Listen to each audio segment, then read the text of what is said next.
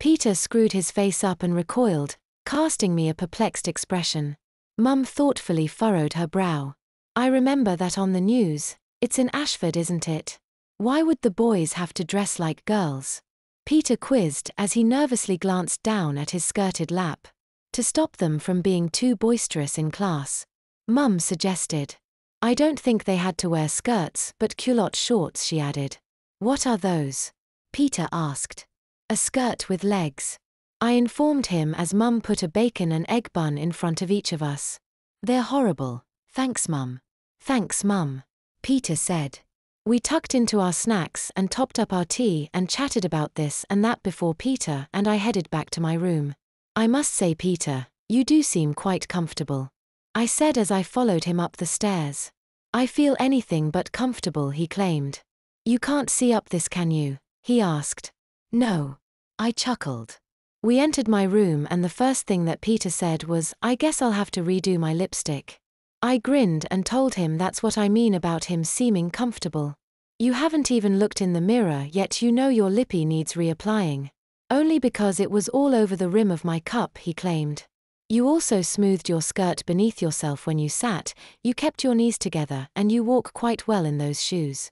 They're not exactly high, he said, claiming that they're nothing compared to the stilettos he'd already worn. And who wouldn't keep their knees together in a skirt this short? True. I said as I handed him the lipstick and a small vanity mirror. So what's next? He asked after reapplying. Well, this lot. I said, gesturing to the host of skirts, frocks and tops he's yet to model. Do you want to choose something?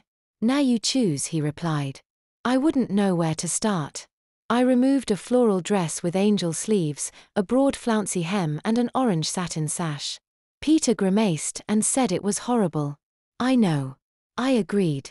That's why I want rid of it.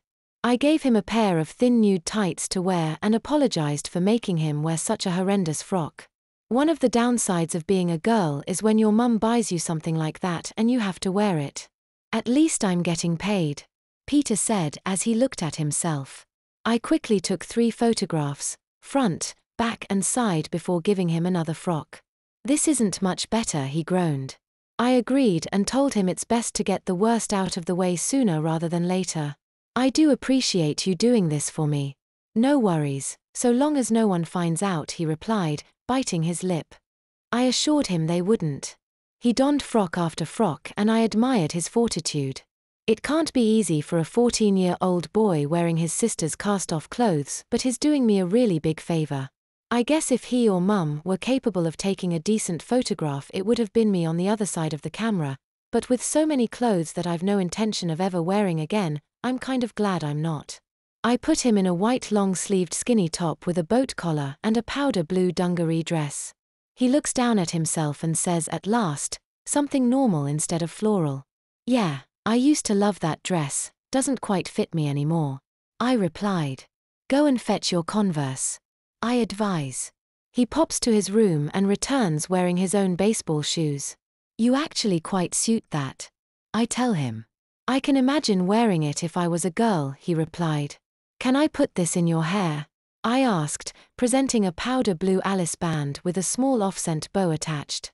Really? He sneered. Just as I feel relatively normal, you want to put a bow in my hair? I always used to wear this with that. I claimed. It'll complete the outfit. Okay, he sighed. He sighed some more as I arranged his short boyish hair around it, and even more as I suggested he pose with his thumbs hooked in the belt loops. Surely you've got enough, he moaned after the 5th or 6th photograph. Sorry. I'm indulging 'cause you do look nice in that. I admitted. Maybe so, but give me something else to wear. I want this over with sooner rather than later.